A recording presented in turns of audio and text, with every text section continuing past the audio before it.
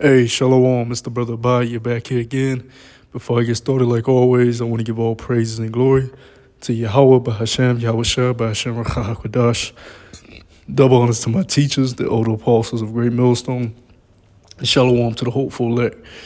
Yeah, man, I'm going to title this, Leisure Teaches You Why We Need the Kingdom. Leisure teaches you why we need the kingdom. And I'm talking about like real leisure. Um, Matter of fact, I got the etymon of leisure pulled up on the screen for you to see. And it says, free time, all right? Time at one's disposal. Opportunity to do something, chance, occasion, right? Lack of hurry, spare time, idleness, you know, a form of freedom, having permission to do something. And I'm talking about when you get real free time, because we're so occupied with, captivity and oppression, working these 9 to 5 jobs to make ends meet, dealing with family issues, affairs, finances, relationships with people we have in the world, and trying to balance our demons and temptations that sometimes keeps us in a bind or keeps us at a stunted growth. We have to continue to fight to grow within this truth, but also fight to maintain and do the necessary things as a man to make sure our financial things are in order. Our mental state, spiritual state is in order. The relationships we have in the world are in order, and that they're not conflicting with our work in this truth.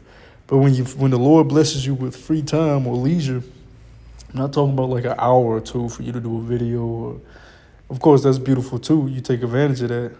But I mean, like if you get like a week of leisure time, if a brother is blessed with a month of leisure time, and even within that, we're slaves to the Lord. So you have to go to camp, you have to do your videos, you have to make sure you're tuned in with the Spirit. So really, even if you get leisure time in a worldly sense, you still have your spiritual obligations to the body of Hamashiach Yahushua. You got to make sure you go out on the highways and byways. So, if a brother had a month of leisure time, you can't just, go on vacation for a whole month and not do the work on the highways and byways. You're prisoners to the Lord, all right?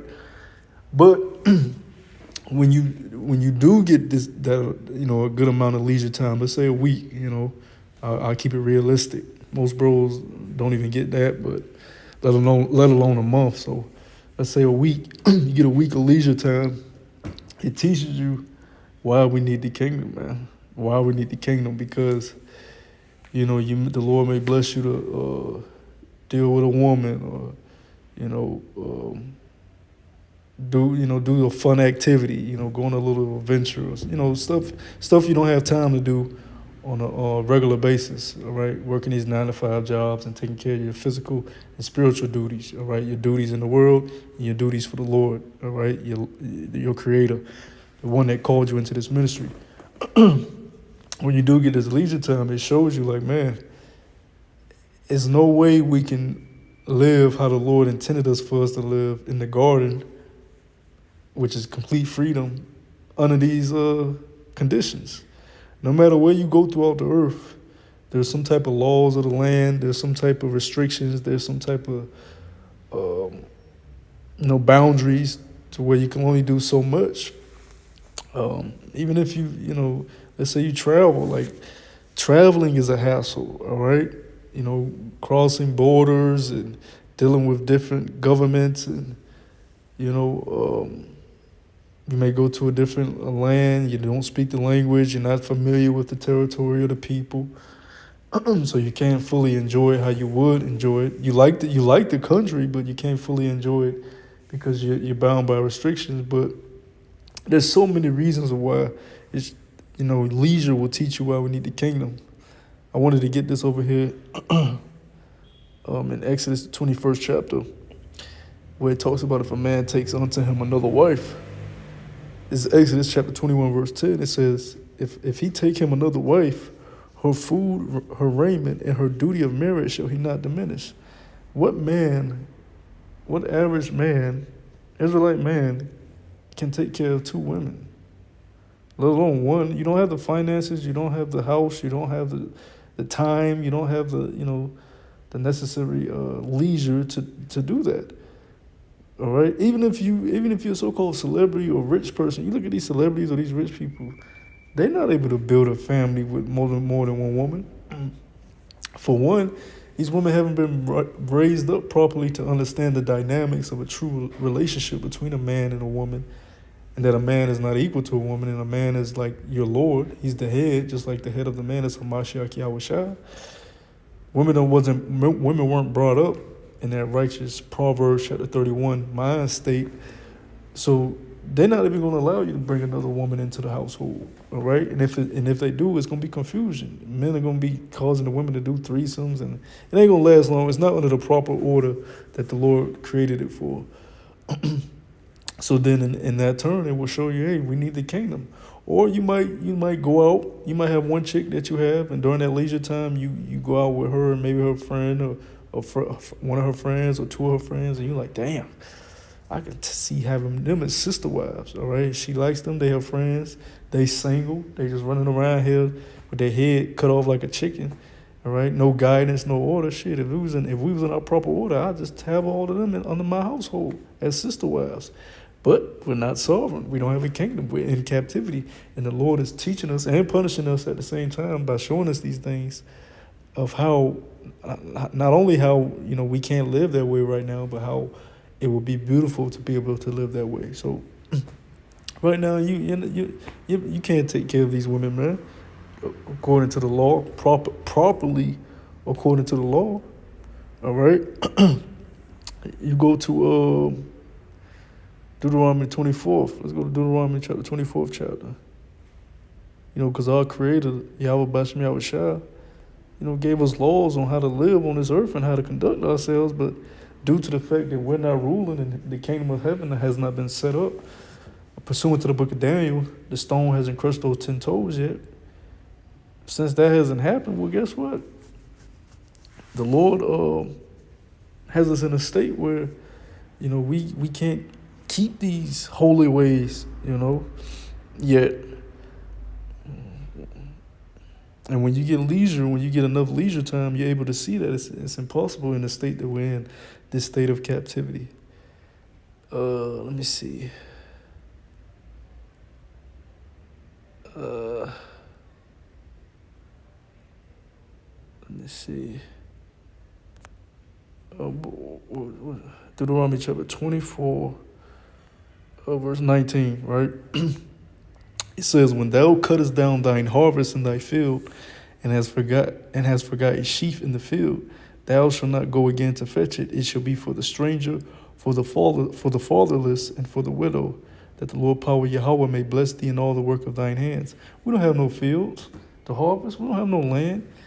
The enemy, the Edomites, our oppressors, wouldn't even give us 40 acres and a mule. And then we don't even have the knowledge to work the land, to till the land, to harvest properly, because we wasn't brought up in homesteading and being a true husbandman, which the word husbandman goes into farmer.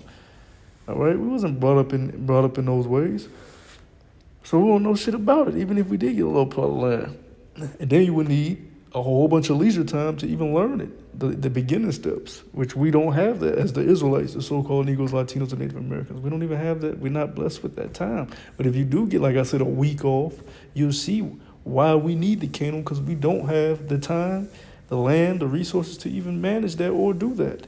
And even if you do, you may have jakes that have a little plot of land that they're farming and tilling, but they're dealing with having to get sold bad seeds, bad fertilizer, dealing with inequalities within the things that are getting sold to them to manage their farms properly, bad equipment, and even them, if you're Israelite, like I said, you're under the curses, so you don't have as much resources and finances to be able to bring as much onto your land as these other nations would. So when you get the leisure to see how, oh, if I could do that, I would do this, I would do this, and I would do that. If I had this, I would do that. But even if you had the finances, and resources, you don't have the time. If you had the time, you don't have the finances and resources. So basically, you're going to be missing one or the other in this captivity. If you have the time, more than likely you're not going to have the finances or resources, because the curses say, in order for us to eat our bread, you're going to have to be working for it. All right.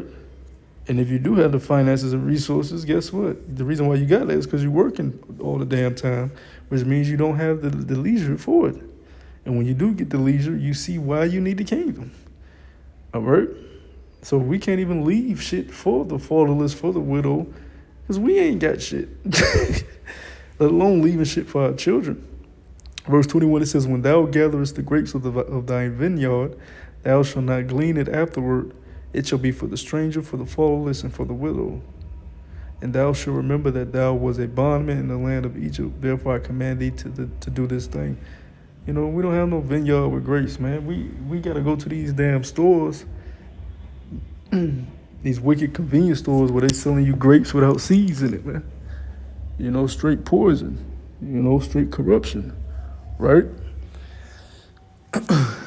Let me see. And the law is just going to a lot of these things.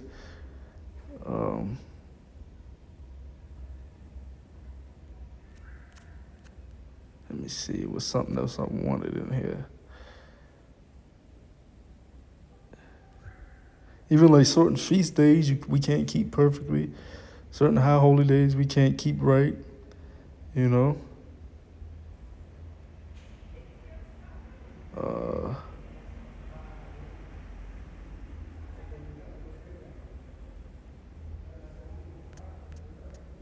me see. Bear with me one moment. Oh, Deuteronomy chapter 23 and 24. I think that's is it still in this chapter?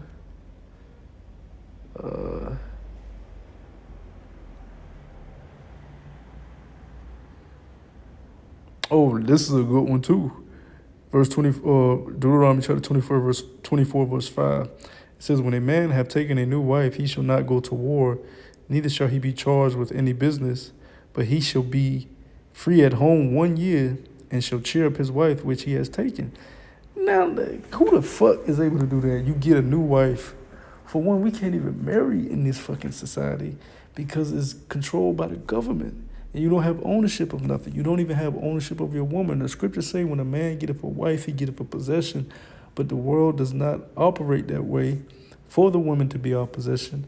They can leave us at any time that they want and treat us any type of way. All right? So you're not even able to take a true wife. The scriptures say if you do take a wife, you're not supposed to go to war. You're not supposed to go to have any type of business. You're supposed to be free. You're supposed to have all that leisure for at least 1 year. All right, to give her all the necessary attention, all right, and then you go handle out what you need to handle. But do you have the leisure to do that? No. Do you have the finances and resources to do that? No. Do you have the type of society that benefits that? No. All right. Let me see. Let me stay in Deuteronomy, but let me go to the 23rd chapter.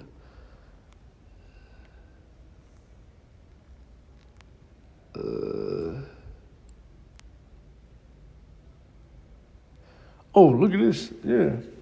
Deuteronomy chapter 28, verse 9, right? It says, when the host, matter of fact, let me start at verse 8. The children that are begotten of them shall enter into the congregation of the Lord in their third generation.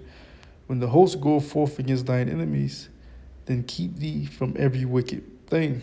If there be among you any man that is not clean by reason of uncleanness, that chanceth him by night, then shall he go abroad out of the camp. He shall not come within the camp, but he shall be, when evening cometh on, he shall wash himself with water, and when the sun is down, he shall come into the camp again.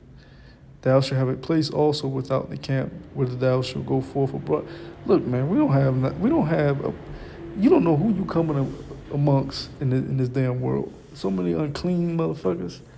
We unclean because some of the shit that we encountered that we didn't even know we encountered. It's just a lot of shit. Like I said, leisure shows you why we need the kingdom. All right, because even if you go on vacation, you'll see the rest of the tribes or your nation. They're the ones working the hotels. They're the ones working these, you know, outings you go on to. All right, whether it be some type of trail or, some type of adventure, pack you done bought. Whatever. Going on a boat or whatever you do, in that leisure, that spare time, who's serving you? Your own nation. And really, these nations are supposed to be serving us. So I just wanted to do a quick lesson on that, man. Leisure teaches you why we need the kingdom. And, yeah, man, you ain't going to find no true comfort, no true peace in this world. You're only going to find it in the truth, in the scriptures. Because, any leisure or any free time you get down to enjoy any little piece of, whether it be a woman, the money you work for, or, your few shekels, or just a peace of mind, that shit don't last that long. And it doesn't really comfort you because we're not like Solomon said, all is fucking vanity under the sun. Till we get the kingdom of heaven, all of this shit is vanity, man.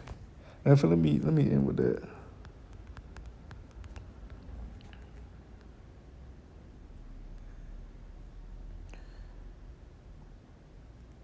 Ecclesiastes chapter 2, and I'm going to go straight to the point. Verse 17. Therefore I hated life, because the work that is wrought under the sun is grievous unto me. For all is vanity, which means worthless and empty, and vexation of spirit. Yea, I hated all my labor, which I had taken under the sun, because I should leave it unto the man that should be after me. All is vanity, man. Until we get the kingdom of heaven, all this shit is worthless.